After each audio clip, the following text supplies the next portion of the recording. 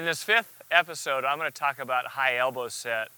And if there's a difficult concept for a lot of triathletes to really put in the registry up here and then apply it when they get in the pool, it's the high elbow set. So I'm going to go through just a couple things right now, and then we're going to see Kelsey in action in the water replicating this high elbow set position.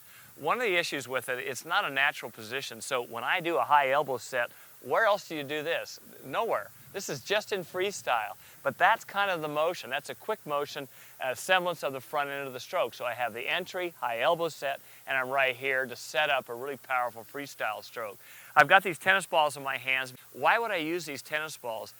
The tennis balls heighten the nerve endings in your hand, and so when I take these tennis balls off, it feels like I've got garbage can lids for hands, and then I can feel that high elbow set. That's the magic of the tennis balls. So quite often I have my athletes swim 4 to 6 25s with the tennis balls. We may apply the paddles, fins as well, and then we take these tennis balls out, and all of a sudden you can start to feel a little bit of pressure on that front end. So let's take a look at it on land with the stretch cords, and then we'll get in the water.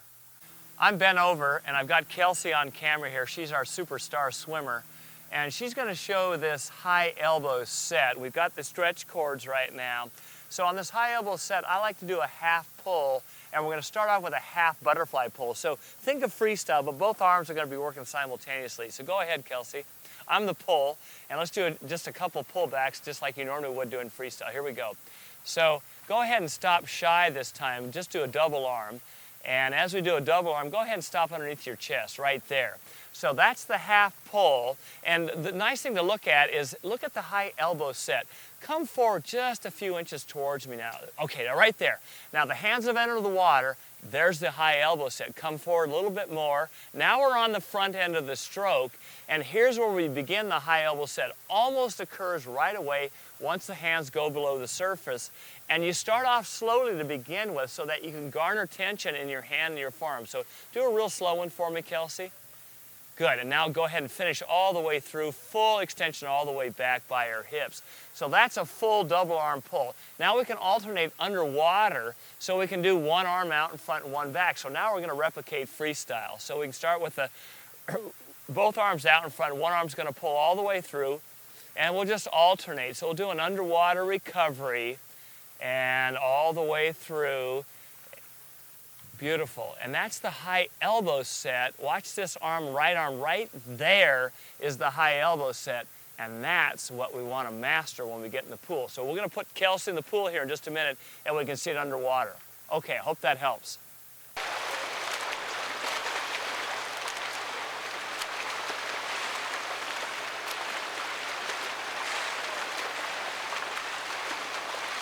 High elbow set is probably the most critical phase in freestyle swimming because this is where you generate the power. And it's a bit tricky to get the complexity of this high elbow set. So remember, you can start off in the water, and it almost seems unnatural to do this in the water. But if you watch when I'm doing this high elbow set, there's very little movement with my upper arm, and it's really the lower arm. So even practicing standing with water level right at your shoulders and practicing a double arm high elbow set just to get the feel of it. Put your face down, do it again, then you're going to start to get the comprehension of what that actually feels like without pulling back with the dropped elbow, which is really the critical problem where I see elbow drop right away.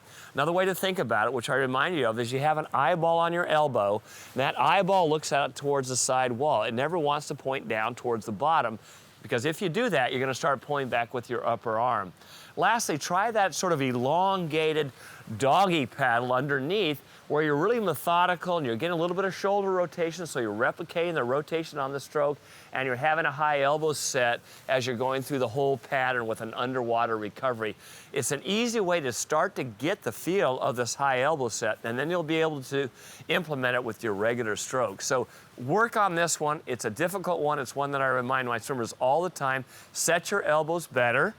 And generally you have one good side and one not as fluid side, so make sure that you're working on that weaker side as well.